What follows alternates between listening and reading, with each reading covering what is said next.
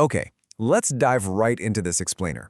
Today, we're going to explore how artificial intelligence is basically tearing up classical economic textbooks, totally redefining the nature of work, and honestly revealing something incredibly profound about us as humans. We'll be looking at some absolutely fascinating data that shows exactly why this current technological revolution is just fundamentally different from the mass production era or the rise of the internet. So let's kick things off with a pretty mind-bending question. Think about this for a second.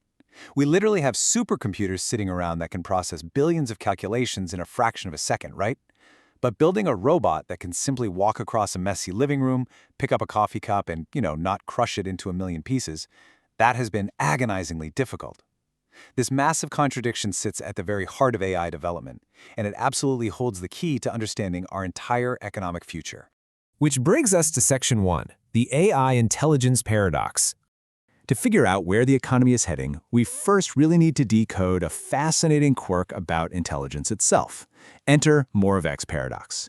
The crucial takeaway here is that skills requiring millions of years of biological evolution, like recognizing a friend's face, walking, catching a baseball, those are deeply encoded in our unconscious brain. They are incredibly hard to reverse engineer because we don't even know how we do them. On the flip side, evolutionary newcomers, things like advanced mathematics, logic, or playing chess, are essentially just a thin layer of human thought. Because they rely on super strict rules, they are remarkably easy for computers to master. And this perfectly explains a huge trap that early computer scientists completely fell into. Cognitive scientist Steven Pinker summed it up brilliantly. Researchers wrongly assumed that because they had already conquered algebra and chess, building a robot that could effortlessly walk around and perceive the physical world would be an absolute breeze. They thought the hard stuff was already done. But actually, scratch that. They had it entirely backward. The things a toddler does without even thinking require a staggering amount of hidden computational power. When you break this down, a really clear divide emerges. AI completely crushes high-level logic, massive mathematics, and processing immense datasets. Humans? We excel at perception, physical mobility, and empathy. And this sets the stage for a massive, game-changing shift in how businesses operate. Because AI has already conquered that logic and data side, it is now stepping directly into the territory of white-collar cognitive work. Let's move on to Section 2, redefining the economic rules. For literally centuries, economic growth was tied to human time and physical limits. If you wanted twice as much analysis, you had to hire twice as many analysts. Simple, right? But when high-level reasoning becomes computationally cheap, everything flips upside down. AI collapses the marginal cost of intelligence to almost zero. We are shifting from a world of scarce rival goods to synthetic, absolutely abundant cognitive outputs. What that basically means is production is becoming totally detached from the limiting factor of human time. If we think about classical economic taxonomy, this shift becomes crystal clear. Back in the day, an expert's hour was a rival good. If I'm consulting for you, I can't simultaneously consult for someone else. My time is consumed, it's depleted. But in the AI era, an AI model's analysis is what we call a non-rival good. Once that model is built, it can generate highly complex analysis for one client or 10,000 clients simultaneously, without ever getting tired and without costing an extra dime. The cognitive task just transforms into an infinitely scalable utility. All right, let's get into the hard data in Section 3, speed, scale, and cost. Let's look at what actually happens when intelligence becomes a scalable utility out in the real world. 2 milliseconds. Let that sink in. That jaw-dropping number is exactly how fast a modern AI system can detect financial fraud. To put that into perspective for a second, financial institutions process over 8 billion transactions a year. Human analysts could never, ever manually sift through that volume at that speed to catch a fraudulent credit card swipe. AI does it in the literal blink of an eye. And this staggering speed is driven by raw, incredible hardware power.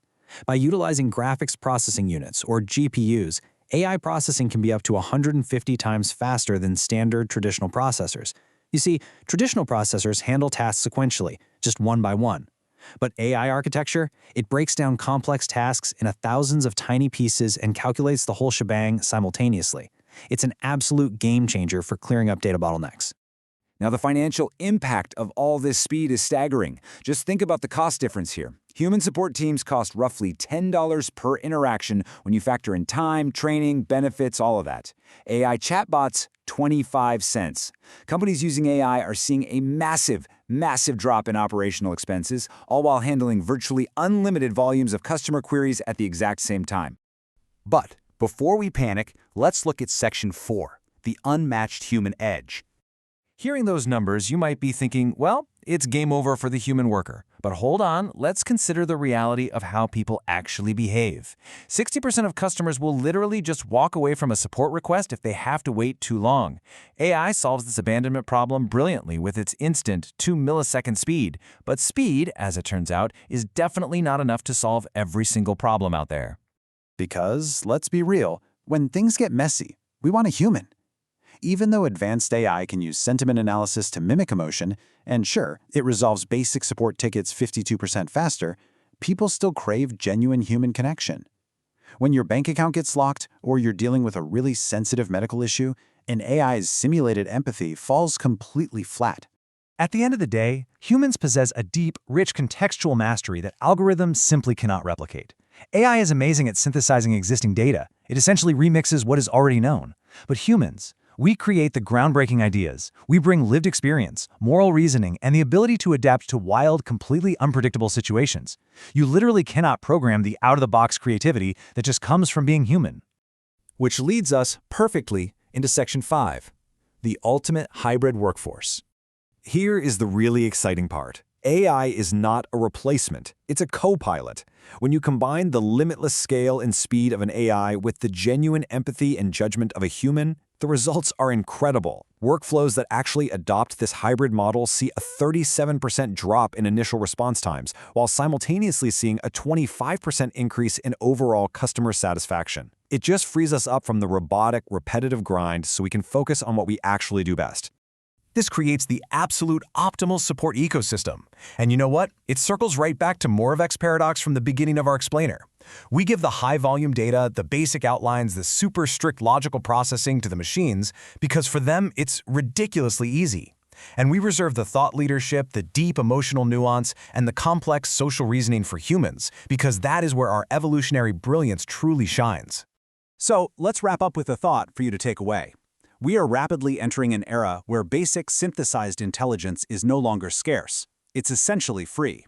So if the cost of basic intelligence drops all the way to zero, your most valuable assets in the marketplace aren't going to be your ability to memorize data or process a spreadsheet. No way.